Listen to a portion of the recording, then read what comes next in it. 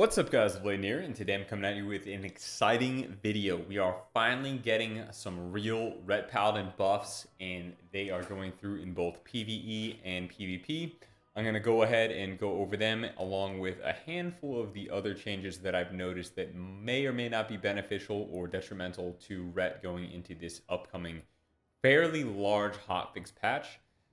Alright, so let's start off with Ret here. So, some big changes. Wake of Ashes, damage increased by 20%. Truce Wake, 28%. Seething Flames, 28%. Blade of Justice, 20%. And Final Verdict, 10%.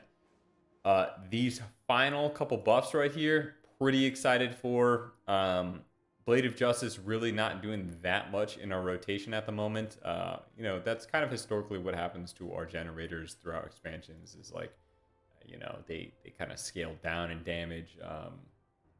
Ret stat distribution right now is kind of tapering off. Excuse me, I can't even really talk right now.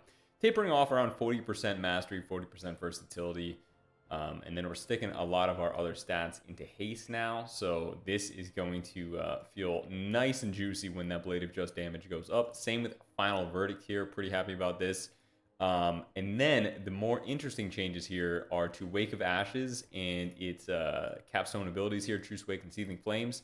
I am debating if maybe there's a possibility that we end up taking Penitence and Burning Crusade now to buff Radiant damage even further if Wake of Ashes turns out that it's going to be like some monster hitting ability.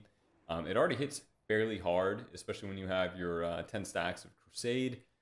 And this is just going to make it hit even harder, which is nice. And by no means is Wake of Ashes like a one-shot or anything like Radiant Decree was in the very beginning of Dragonflight. It just does good damage, and I'm glad that they're buffing these two capstone abilities because they really don't do that much damage overall. But yeah, it'll be interesting to see if we're going to switch up the build to increase Radiant damage a little bit. Side note, speaking of Radiant damage, if we do end up taking Burning Crusade for that 5% increased Radiant damage, maybe we end up taking Improved Blade of Justice, and then we're going to start spreading Expurgation more.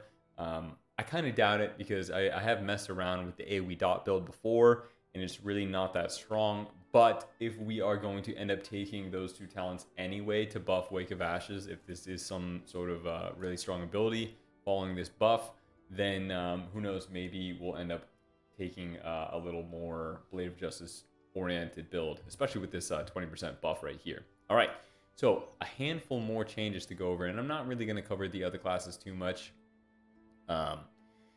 Down here, the next big thing that we have to cover are class specialization. Classes now gain 35% additional armor in arena and battlegrounds. Sounds like a lot. It's something like, I think, like 2%. Someone mathed it out. It's like 2% physical damage reduction. I don't think it's going to be too noticeable, but I could be wrong. I mean, warlocks are already a pretty tanky spec.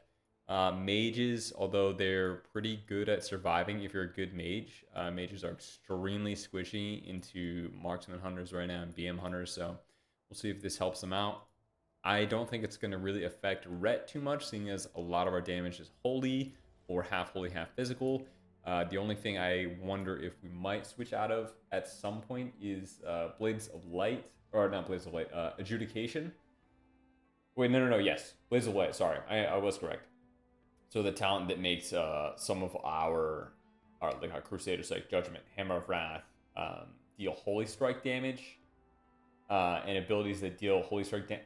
You know what? No, I'm gonna walk back on that right now. I don't think so. I don't think it's gonna really be worth it at all because we'd be losing Divine Arbiter, and Divine Arbiter is really worth it. And I can't see Burning Crusade actually like outweighing the damage of a very small armor increase by that much.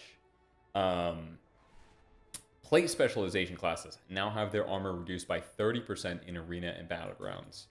I mean, if it's all plate specializations, I guess it doesn't really matter that much. Armor does tend to scale really high later on in the expansions. So I guess this is to help out some classes like Fury Warriors, deal damage to other plate classes, and BM Hunters and Outlaw Rogues. Classes that deal like full physical damage. So yeah, this will be interesting to see how this plays out. I know Death Knights sometimes struggle into physical damage dealers, but as far as ret goes, I don't think we're gonna notice too much about these two changes. But I mean, I could be wrong. Maybe I'm a little bit squishier into rogues, but sub rogues are getting nerfed, which is pretty cool.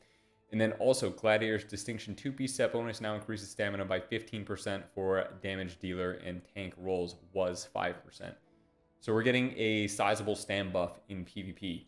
That does directly buff a handful of ret talents. So Lay on Hand, since it's a percentage of HP based, will heal a little bit more. Shield of Vengeance, since that is based off of max health, will shield a little bit more.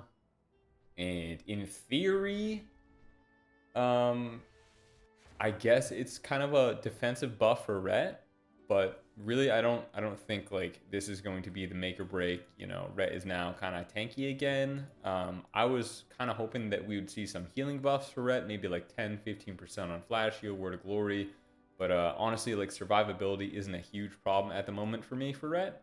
It's more of you know, just kind of, honestly, it's like kind of burst damage, I guess. I don't know. I feel like ret is in a pretty decent spot at the moment. You know, it's not S tier, but it's not bad either. So we'll have to do some playtesting to see how a 10% stamina increase really feels, especially hitting into other classes as well. The healers are getting buffed too. And then lastly, this PvP change here. All fear and root effects may now take 100% more damage before canceling. Kind of annoying, not gonna lie, but maybe freedom is just that much more valuable now. So yeah, I mean, we'll have to see how these pan out. A lot of classes already have talents that increase the amount of damage that root and fear effects can take. And I saw, just briefly going over some of the changes, that those specific talents are nerfed. So maybe this won't feel too different, although it does open up a free talent slot to those classes that had to take these style talents before. All in all, I think ret is going to be better off after these PvP changes, or PvP and PvE changes, but these should be going through, and I'll be interested to see how our damage plays out.